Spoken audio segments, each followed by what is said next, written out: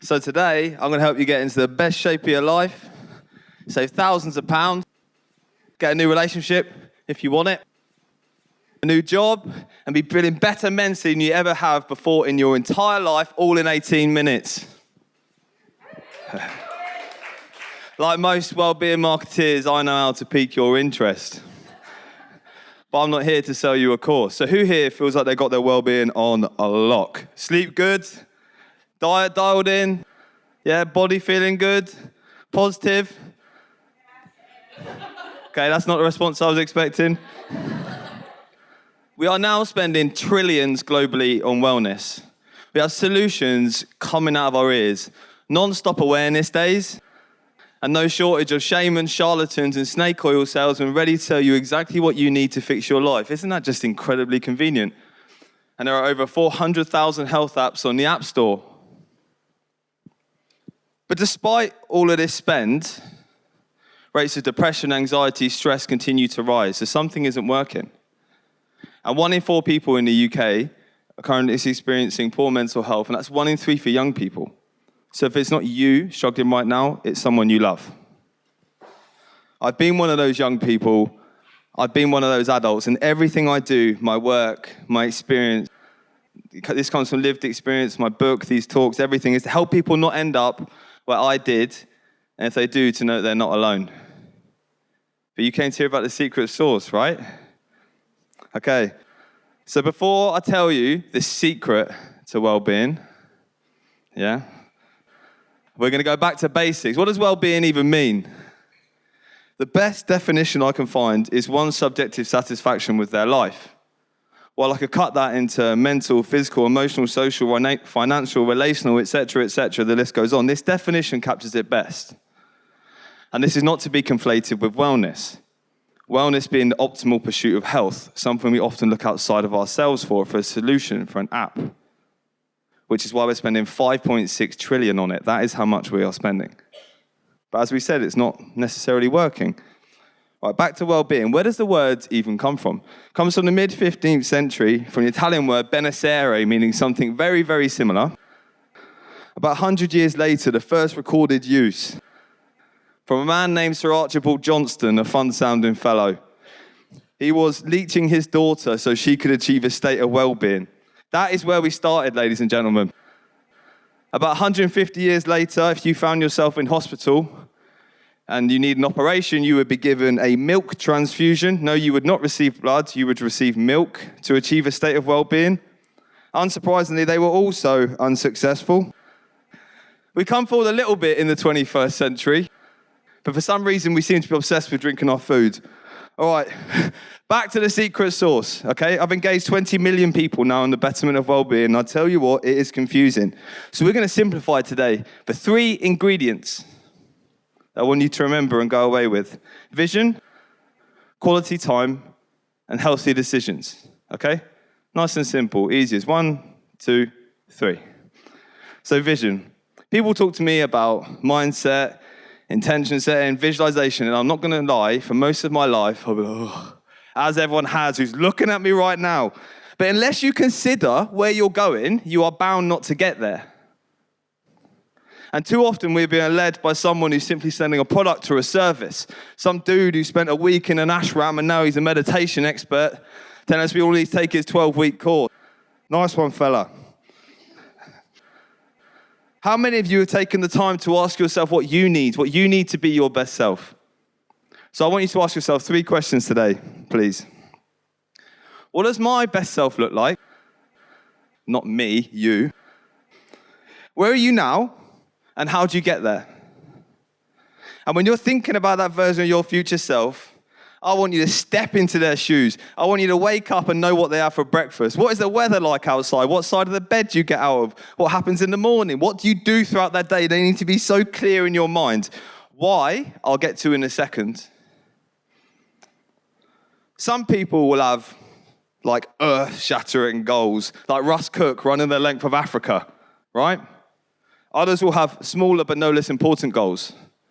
When I was 19, I had an accident playing rugby and broke my leg and my ankle. You know, on those pictures on Instagram, you have to click, yes, I want to see the gruesome details behind. Yeah, one of those, facing the wrong way. I was unable to continue my work as an electrician. I couldn't move. I put on weight. I was in debt. I had no prospect, no future. I lost every part of my identity that was Ryan Hopkins at that time. And if it wasn't for the love of the people around me, then I wouldn't have come out of that time either. But I did. And I started to set myself some goals. Little did I know, I had a vision. I wanted to walk. I wanted to get a job. I wanted to get out of debt. While they might not sound quite as big as Russ's goals, for me, they gave me hope and began my journey to this stage 15 years ago, this being my second TED Talk. Yeah, thank you very much. Like one single whoop in the audience. There we go. The key is here, whether you think you can or you think you can't, you're probably right. So aim big. And even if you got that vision of your future self so clear in your mind that you can flip and taste it, chances are you won't end up there anyway. I'm standing on stage now in TEDxShoreditch, yeah? 60 miles away as the crow flies, in a straight line, I'm not sure if it's that way or that way, is Hastings, a town on the south coast of England. That's where I'm from. So if I fly in a straight line at 60 miles, if I'm pointing 1 degree to the left and I set off flying, I'm going to end up a mile along the coast in the wrong direction. What am I trying to say here? I'm not bragging that I can fly. I should have done the TED Talk about that. No. What I'm saying is that even if you have that in your mind, you might not end up where you once set out, but you'll be 1 mile away as opposed to 60 if you didn't start. Your direction, your purpose will change consistently because that means you're changing. And that's great. I used to let others define, and I looked at others to define what I was capable of. Not anymore. I define my limits, and I've decided there are none. My vision when I was 20 was to walk, to get a job, to get out of debt. My vision now is to engage 1 billion people in the betterment of well-being and to pull a car a marathon distance and set the world record. Things change. I certainly have. And so will you. So that's your first ingredient, vision mixed in, yeah? The second one is quality time. So that vision stuff's all well and good, Ryan, but I've got no time. I'm busy. Yeah, you're busy, I'm busy, everyone's busy. We got 168 hours a week. 40 of them are spent working. 56 are asleep. That leaves you with 72 hours. Show me what you're doing with those 72 hours, and I'll show you where you'll be a year, 5, 10 years from now. If this resonates, which I'm sure it does, then we're going to do something about it together and create some space to work on that vision of our future self we just created. We're going to split this in 2 sections, inside of work, outside of work. Inside of work, you have to go on LinkedIn for 2 seconds, and everyone's like, oh, I'm busy, I'm stressed, I'm burnt out, everything else. But this runs opposite the OECD findings that the work week is shorter than it's ever been. So why does it not feel that way? Because it doesn't, does it? Let's be real. Probably because those of us that work on laptops are spending 57% of our day on calls and responding to emails and instant messages, talking about the work that we're meant to be doing in the 43% of the time. No wonder we feel stressed. So we're going to do something about it. If you have 6 meetings per day, yeah, and you cut each one by 5-10 minutes, over the year, you'll save 4.8 work weeks worth of effort. That is a lot of time to get up, to stretch, to move, to breathe, to call a loved one, whatever it is you want to do in that time, working towards that vision of your future self.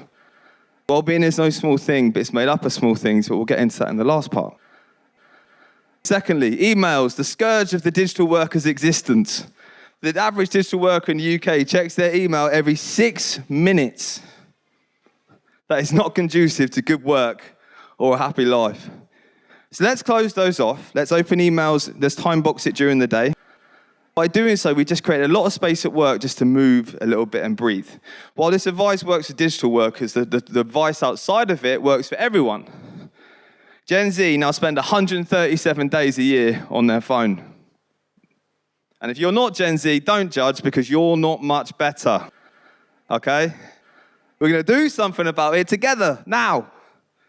The average person receives 80 notifications a day. 80 times. I want you to go in your settings, cancel all notifications apart from those from loved ones and critical services and apps. Let's limit that. The average person spends 1 hour and 49 minutes every single day on social media. When you go in your settings, limit that to 30 minutes. While watching a bit of motivation porn on social media might make you feel like you're doing something you are not. Let's limit that. So you still got 30 minutes to go and watch some cute cat videos. I'm not taking it all away from you, okay? And finally, every time you receive an unwanted email, like an update from a coffee shop in your personal inbox, unsubscribe. No, I do not care about the Wi-Fi update for Malaga Airport, unsubscribe. Unless it's my newsletter coming through, then I'd highly recommend that you don't unsubscribe, okay?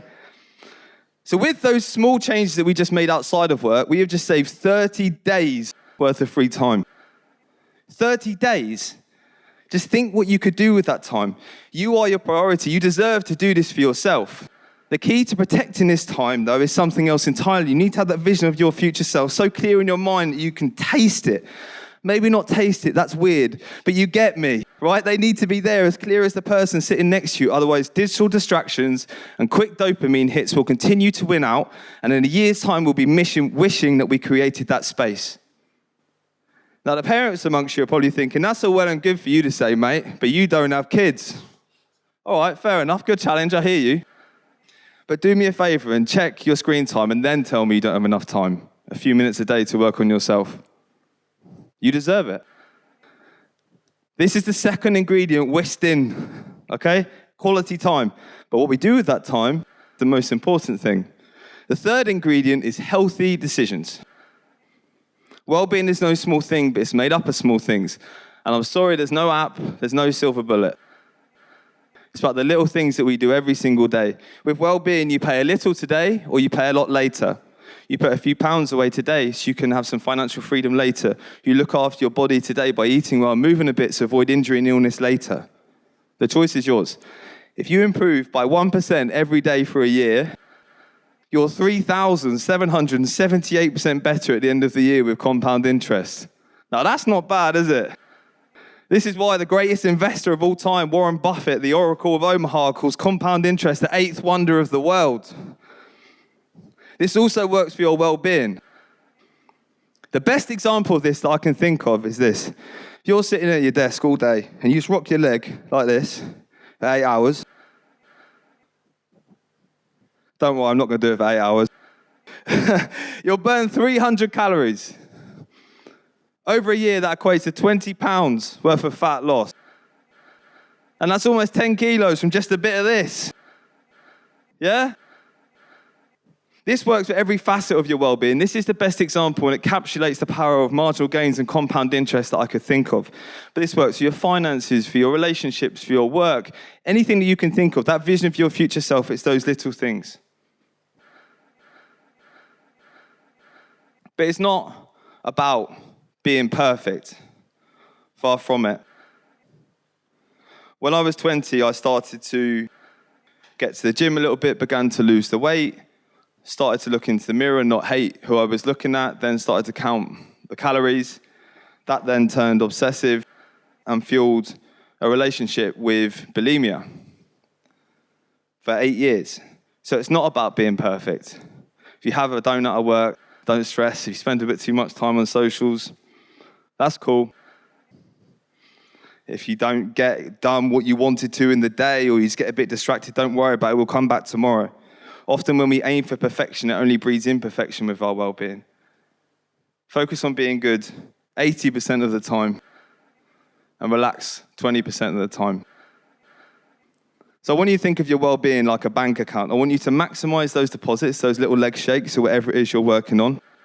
Limit the withdrawals by learning to say no to the things that don't align with that vision of your future self, and then let compound interest do its thing. As I said, it works for every facet of your well-being. You want to learn to do a new career?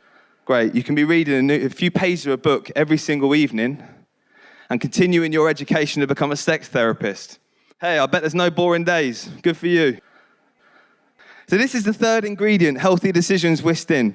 When we know who we want to be, we are then incentivized to create the time to focus on ourselves.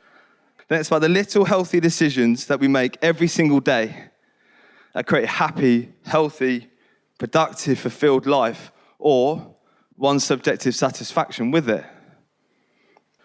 While an app, a webinar, a TED Talk, as good as this one is, can help you, It's you that makes that change intentionally today, tomorrow, maybe not the day after, but then for the rest of your life. So make it fun. The secret to well-being? Well, it's not that secret, really. Vision, quality time, healthy decisions. Thank you very much.